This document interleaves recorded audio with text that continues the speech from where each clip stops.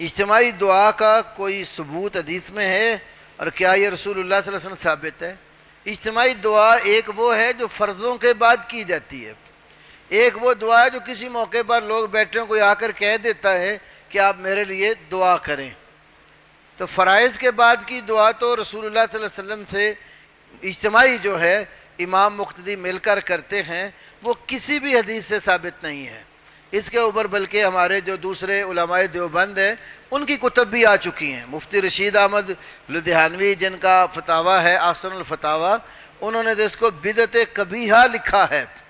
اور ایک کوئٹہ میں ایک دیوبندی عالم ہے، ان کی کتاب ہے التحقیق الحسن فی نفی دعاء الاجتماعی بعد الفرائض والسنن۔ اذکار ثابت ہیں نماز کے بعد، ہر حدیث کی کتاب جہاں نماز کا طریقہ دیکھو گے اس کے بعد اذکار آتے ہیں۔ اکثر آپ دیکھتے ہیں مساجد میں کیلنڈر لگے ہوتے ہیں نماز کے بعد کے اذکار، تو یہ اذکار اللہ کے نبی سے ثابت ہیں فرض نمازوں کے بعد۔ دوسرا رہا کسی کو دعا کی حاجت ہے،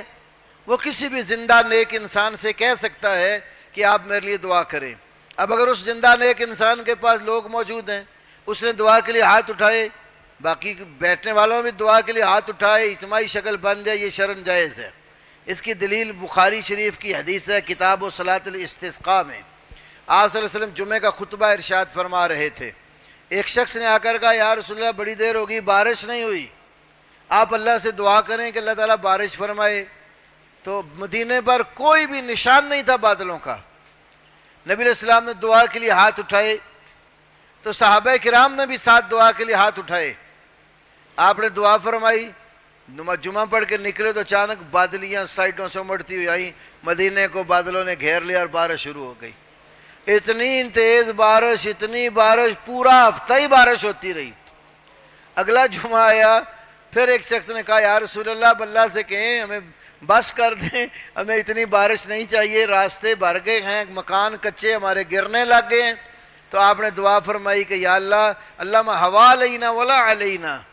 اللہ ہمارے گرد و پیش میں جہاں ضرورت ہے پہاڑوں پر ٹیلوں پر اس کو وہاں لے جا، اب ہمارے اوپر نہ برسا۔ یہ حدیث اس بات کی دلیل ہے کہ رسول اللہ صلی اللہ علیہ وسلم سے دعا کا کہا گیا،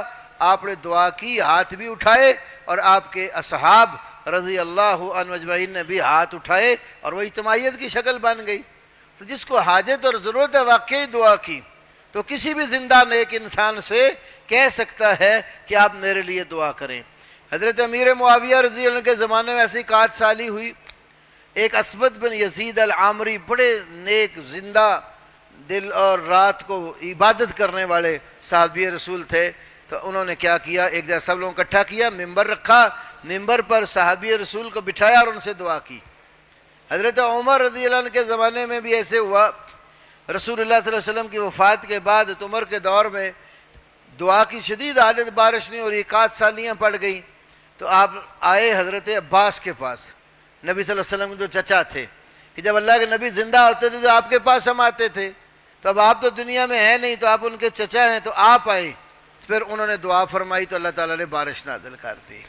تو زندہ نیک انسان سے دعا کروائی جا سکتی ہے، اور اس کے ساتھ اگر لوگ بیٹھے اجتماع بن گئے وہ بھی ساتھ دعا میں شریک ہو جاتے ہیں، تو یہ بالکل شرعاً درست ہے۔